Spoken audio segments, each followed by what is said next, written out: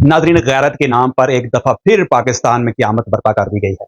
बलूचिस्तान के इलाका में शादीशुदा जोड़ा जो कि 1.5 साल पहले शादी करके अपनी ज़िंदगी बड़ी हंसी खुशी बसर कर रहा था, लेकिन गैरत के दावेदार बेशरम इंसान उनको किसी न किसी तरीके तलाश कर लेते हैं और तलाश करने के बाद उनसे कहते हैं कि हमारा आपके साथ बिल्कुल राजी हैं, हमसे हमें आपने निकाह किया है। इस तरह की बातें बड़ी इमोशनल की जाती हैं कि आपने कोई गलत काम नहीं किया, आपने तो निकाह किया है। और निकाह करना एक बड़ी अच्छी रस्म है। आप लोगों ने, दोनों ने अगर शादी की है तो एक दूसरे को छोड़ा तो नहीं है ना।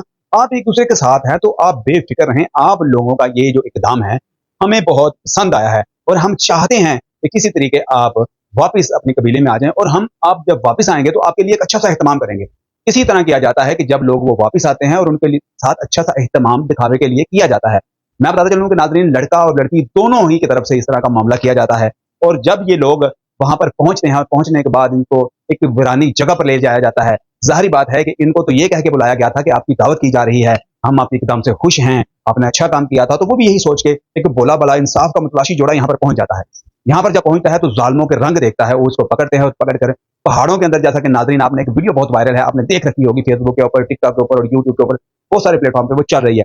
तो जब यहाँ पर लेके आते हैं और लेके आने के बाद इनसे कहा जाता है कि अब आप लोगों को नहीं छोड़ना और आप लोगों ने जो काम किया है वो हमारी नस्लें तबाह की हैं, फलां किया है, ढमकां किया है। और फिर इसी तरह उनको कहा जाता है कि वो सामने जाकर खड़े हो जाओ। तो नाजरीन, इतनी दलेर औरत कि वो खुद अपनी मक्तलगाह की तरफ चली जाती है और कहती है कि मैंने कोई ज़िना नहीं किया, मैंने शादी की है, मैंने अल्लाह के अहकाम को पूरा किया है और मुझे कोई परेशानी नहीं कि अब अगर आप मुझे अब मार भी देते हो। तो नाज़रीन, वो खुद इतनी बात क्या कि वहां चली जाती है। तो कहती है, माँ के बच्चों, ये मैं आ गई अपनी मक्तल गाह की तरफ और कर लो जो आप लोगों ने करना है। तो उसी वक्त बेगैरत लोग और वो लोग जिनको शऊर की बिल्कुल कमी है, नाज़रीन तालीम की बिल्कुल कमी है, और जो ये सोच रहे थे कि इसका कत्ल करने के बाद अब हम बड़े सरदार जो हैं, उनकी गैरत जो है वो महफूज हो गई है और हम पूरी दुनिया में जाने जाएंगे। तो नाज़रीन, आप देखें कि पूरी ही दुनिया उनके ऊपर थू थू कर रही है।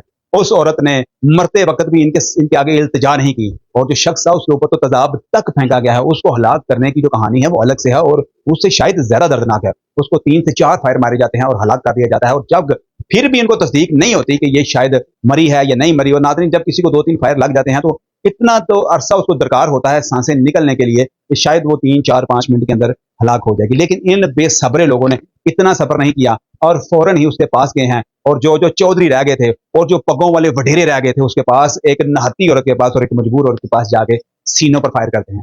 और फिर सबसे बड़ी बुजदिली ये है कि सब, जब वो मक्तल गाह की तरफ गई है तो उसने कहा कि भाई आ जाओ, मारो मुझे फायर, मैंने कोई गलत काम नहीं किया। तो पीछे से एक गैरतमंद सीधा फायर उसकी पीठ पे मारता है और फिर उसको सीधा करते हैं और फिर फायर मारते हैं। तो नाज़रीन, इससे पहले मैंने सऊदी अरब की स्टोरी थी वो शेयर की थी, जहां पर इंसान खुद ब खुद कानून बन चुके हैं, अदालतें बन चुके हैं, खुद इनका वडेराना निज़ाम है।